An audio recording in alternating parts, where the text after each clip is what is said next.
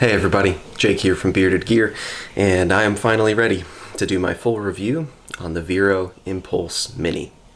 Now this is technically only the second Vero knife that I have owned, although it's the fourth Vero knife that I've reviewed. I reviewed the Impulse and the Synapse, which were loaners from my buddy Jason a ways back, and then I got the Axon, and then after getting the Axon, I needed to get one of these. And part of the reason why I really felt like I needed one of these, frankly, was because I got this. This is the Vero with NAF's poster that was photographed or designed by Raven the Pirate. And this is one of the first 15. It was really cool. They sent this to me to show off, and now it's in a frame. And this is the Impulse Mini, so it felt wrong that I didn't have one to go with it. So yeah, this poster is legit. I think they're still available on NAF's. I'm not positive, but I'm pretty sure they are. Those posters are sweet. So anyway, after getting that poster, I was like, I need an Impulse Mini. Plus, I figured out that the Impulse Mini was the same size as the Axon, which is pretty perfect for me. I really like this size. So yeah, I picked this one up. Long story short, if this whole review thing is too long, didn't read, and you just want to stop here, I prefer the Axon. It's my favorite Vero model, for sure. I just love the micarta. I love that it's a liner lock. Don't get me wrong, I love frame locks, but that one just works so well as a liner lock. I love the weight of it. I love the size. I love the blade shape. This one is, so far, my second favorite Vero that I've ever experienced, but if I had to pick a favorite, it's going to be the Axon. So let's take a look at this one, and we'll go through kind of my typical review process. We'll talk ergos, carry, cutting, and action. And yeah, I'll probably be a little bit concise on this one just because I've talked about this knife quite a bit already between my unboxing and then my first impressions. And during the first impressions, I actually put skiff bearings in here as well, so I had it disassembled. And yeah, I've kind of gone through this knife a pretty good amount, but let's tie it up in a bow here in this video today. So spec-wise on this one, this is the raw model in the sense that it's raw titanium scales and has the unfinished hardware. It's just satin, right? And these were available with a couple of different colors of hardware, I think. This is the version ultimately that I wanted the most, so I'm glad that I got this. I really like how kind of sterile the whole thing looks. Blade steel on this guy, as with every Vero that has come out so far, is going to be M390. So this one is the hand satin finish. It's a hand rub that goes horizontal that way, and it looks phenomenal to me. One of the things that I love most about it, the Impulse, or the Impulse Mini in this case, having a tanto grind with the hand rub finish, you get these really cool, like a breakup of the grinds, right? Where the tip is a belt satin going in one direction, the swedge is a belt satin going in another direction, and then the main kind of bevel, the blade itself, is that horizontal hand satin, and it just gets this really cool contrast between the bevels. I love it. And there's something that always looks really cool as well about like a compound tanto grind where you have a different grind for the tip than you do for the main bevel, and that looks gorgeous here. So M390 blade, titanium handle scales, a bunch of internal milling for weight relief. It does have a stainless steel lock bar insert which doubles as an over travel stop, titanium pocket clip, and yeah, so it's all titanium everything except for the blade, which is M390. This particular knife, they're numbered here. This one is number 129. So if that means anything to you, that's the number on this one. But yeah, so I guess let's just kind of jump right in. Ergos on this guy, I would say for me, are good but not perfect. And the reality is, I don't think it'll come as any surprise. We'll talk about the clip a little bit in this video. The clip, as with every other Vero that I've experienced so far, is kind of my gripe with the knife. Joseph knows it. Anybody who's watched my reviews knows it. And the clips don't ruin the knives for me. Keep that in mind. I still love these knives. I want these knives. Like, I enjoy these knives. But the clip is, for me, the one kind of ergonomic shortcoming. So I like to hold the knife choked up to here using this kind of flat, almost as a forward choil, if you will, and then my fingers just follow back. You've got this nice groove in here which kind of pulls the knife in.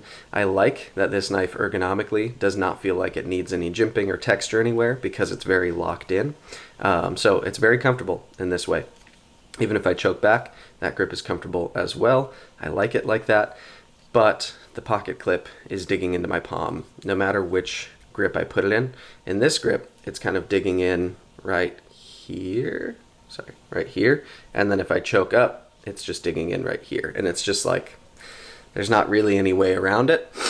The pocket clip digs into my hand. Now, the good news is, already Joseph is working on some new clips, so the Isotope, which I have pre-ordered, I've got one of those that I'm hoping those will be ready relatively soon. That would be awesome. That one is going to have an update on the clip to where instead of it just coming straight up here, it will come up and then plateau a little bit, which should make a difference. It'll be a flat there instead of just jutting straight up. So I'm excited to try that out. I believe Joseph said he's also going to be offering a retrofit clip for the Axon that is that style. So I plan to, as soon as I can, get one of those for my Axon so that I can have a slightly better clip on there. We'll talk about my other gripe with the clip when we get to carry, but let's finish ergos first. So ergonomically, other than the clip, it feels really good. I like the ergos. I dig the way it fits in my hand. It's just that one little hot spot that poses any kind of issue for me. Hammer grip, saber grip are both very comfortable for other than the clip. Draw cut, actually pretty comfortable. That works quite well. Reverse grip, that was an awkward twirl there, wasn't it? Reverse grip is very comfortable. I like this spot for my thumb. This is actually more comfortable for me than in forward grip because I can position my fingers right around that tip of the clip there, so that feels good. Reverse grip draw cut, that's doable, it's fine. So pretty much any orientation I put this knife into my hand in, it's comfortable. All right, let's go to carry, because let's just get everything about the clip out of the way. I would not say this knife carries well for me. I know there are people who would disagree with that, who have this knife and say for them it carries great. I don't know if there's any variance in the tightness of the clip or anything like that. This clip, for my preferences, right now, it's, I guess technically just became spring, but for Southern California, it's relatively cool out. I've been wearing pants for months and haven't worn shorts in months. Most of my pants are not like crazy thick, like double denim or anything like that. I wear pretty normal pants, but for me, getting this knife in and out of pocket with this clip is a bummer. I do not enjoy the how small the amount of space is between the clip and the scale of the knife. It's just too tight for me. Getting it into pants, I'm wearing like pretty regular, these aren't denim, they're like brown in color, but I don't know, can there be brown denim? These are basically jeans, but they're brown today. They're not khakis, they're darker brown. Anyways, putting this knife into this pocket, these aren't overly thick. I have to use my left hand to kind of keep the pocket tight, and then I have to really shove in there. And then if I want to pull the knife out, I have to really like get a muscular grip on it and pull it out. And it's just like, it's too tight. I want there to be more space under there. I don't know another way to say that. Again, the clip doesn't ruin the knife for me. I still find myself carrying this and the Axon. The Axon has the same exact clip, and I have the same exact issue with it. And I still put the knives in pocket, and I just have to remember when I go to pull this out, I got to be prepared to really muscle it out of my pocket. And when I go to put it back in, if I can only do it one-handed, it might take me a little bit of fiddling around and really shoving it down. So it is what it is. But other than that, the profile of the knife is very comfortable to carry. The weight of the knife, I feel, is totally reasonable for its size and dimensions and the materials it's made out of. The titanium is pretty heavily internally milled for weight reduction, so there's some meat taken out in there. It carries well otherwise. It really, the only thing against it for carry is the pocket clip. But to me, yeah, I don't know. It's this interesting thing because I really like the knife and I want to say a lot of positive things about it, and I will say a lot of positive things about it. But when I compare it to like most other knives in my collection, it is not as pleasant to put in and out of pocket. In fact, it's noticeably more difficult, and that's a thing that's kind of important to me. So I'll let that be what it's going to be. But the profile carries very well. The smoothness of the entire knife feels very good in pocket. The fact that the flipper tab is in line with the knife and doesn't jut outwards makes it even more comfortable, because if I do need to reach into my pocket to get my wallet or whatever, that flipper tab is never going to bother you. It's just in the same line as the rest of the knife. It might as well just be more scale there. So I like that about it. Yeah, let's move on to action. And action on this one is really, really good. So out of the box, this action was fantastic. I did decide to put some skiff bearings in it. That's on video if you want to watch it. In my first impressions video, I did that. And that was just really to test out skiff bearings. So many people keep talking about them, saying they're fantastic. My buddy Kevin from Lefty EDC seems to be putting them in every single knife possible. And the action did not leave me wanting on this out of the box, but I just wanted to see what the skiffs were all about. So I plopped them in, and yeah, I mean, this action, I would say it's maybe 5% better than it was with the factory bearings. But I mean, it's super drop shutty. It's very smooth to deploy. So obviously, talking about it now, I'll be talking about it with these in it because I don't know how else to talk about it. The other ones aren't in it anymore. And it feels largely the same, but maybe, like I said, 5% better. So on a Vero, I have found through the process of the first experience I had with them not getting this, the best way to deploy it with the flipper tab is not to pull straight down and into this gap right here. Instead, you want to pull kind of up and away off of the knife. For me, that's what works best. That's what gives me a lot of the necessary amount of pressure to get the deployment right. But yeah, it's an excellent detent. Snaps right out, and then of course you have this V spot on this side, so you can use that to middle finger flick. And if you know me, you know that I love to middle finger flick, and so 9 out of 10 times when I open this knife, it's not even about the flipper tab. I just use the middle finger flick almost every time, and middle finger flicks like a dream. Yeah, closing it, it's super smooth. This action is just stellar. It's really, really good. I do have to be a little sensitive to make sure that I'm not putting my fingers on the lock bar too much, but even if they're just on there a little, it still deploys fine. It's not like it completely seizes up or anything. So action is a win. This is a very good action, very fun knife to play with. It's fun to open and to close. It's got multiple deployment methods. The flipper is different and unique compared to other flippers, so it's, yeah, absolutely fantastic on deployment. So that leaves our last category, which is cutting. I've done a decent bit of cutting with this knife. I've had it for like a month at least now, and so I've used it for opening some boxes, processing a little bit of cardboard, not a ton, and opening some like internal packaging, toys and stuff for my daughter, all my kind of typical EDC type of stuff.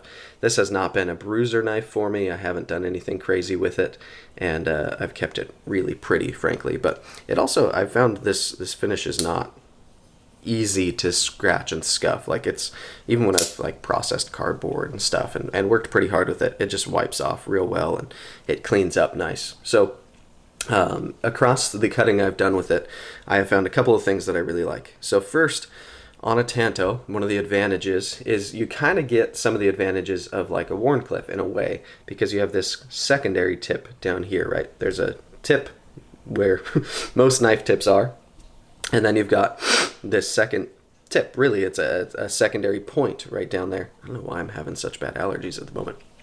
Anyway, with that little tip down there, you can very easily just barely tilt and kind of dig that into tape and stuff. If you're cutting open boxes, it's very useful, in my opinion, to have that there. This tip is really good for piercing tasks, especially when you look at that swedge paired with it. I mean, it's mean looking. So I like that. And then this kind of main edge bevel is, it's not crazy thin behind the edge. It's not the thinnest knife behind the edge that I've ever felt, not even close, but it's thin behind the edge compared to many others. I'm liking this blade profile quite a bit for the thickness of the stock. They did a good job with this flat grind, nice and tall, at getting it pretty thin down there. And so it slices well, it pierces well, it's good with that extra little tip to get down into material. It's a very useful blade shape, and not only is it stunning to look at, but I've just found it's actually a very good, very usable cutter to have in your pocket. So yeah, the action is good, the ergos are good, the carry is meh because of the clip. I guess, to be fair, the ergos are, I'd still call them good, but they're not perfect, and for me it's that hot spot on the clip. And then that's action, ergos, carry, and cutting. Cutting is very good. So this knife is a winner in my experience and in my opinion. I really like it. I think this build is robust enough that this is a good knife for somebody who's looking for something that could be hard use, but it's also so gorgeous in its presentation that it could absolutely just be for the Instagrammer who wants to take pictures of their knife. And I think there's people who own this knife on both sides of that fence. There are the photographer crowd who just want to take pictures of their knives, and I'm not saying anything bad about it. I get that. And this knife is stunning. But then there's also guys I know who hard use these knives and other Veros, and they stand up to it very, very well. So I like that there's that balance happening here. I like that it's a pretty unique design, and that it's undeniably Vero when you look at it. I think that's cool. So I like it a lot. I guess that'll be that. Yeah, this knife is a winner. In full disclosure, I did, just so people don't message me about it like crazy, because it tends to happen on these, I did just sell this knife. But it wasn't just because I wanted to sell the knife, it was more because I had a very close friend who wanted it, and I just prefer the Axon by a little bit. So now that I've had both and experienced both and compared them side by side, I picked the Axon for me. And having both, it would be pretty rare for this to end up in my pocket if I'm carrying a Vero for a day when the Axon is sitting in my knife case right next to it. So I sold this to Kevin, Lefty EDC. You'll see this on his channel soon. He really wanted one in the hand satin, and he noticed that the action on mine seemed particularly excellent compared to the one with the black wash blade that he had. So I sold it to him, and hopefully he enjoys it. I do need to tighten this pivot down. It keeps wandering. I never Loctited it after I did the skiff bearing install, and so that's one thing to be aware of as well, I guess. If you don't Loctite the pivot, this blade does tend to want to walk a little bit, but it's real easy to tighten back up, and I keep the Fulcrum Mini in my fanny pack anyways, so I can always adjust it on the fly if I need to. But yeah, I'll ask Kev if he wants me to Loctite it before I put it in the box for him, or probably not. I'll just send it to him and he can do it when he gets it, because I like to do that kind of stuff to Kevin. Anyways, this has been my full review of the Vero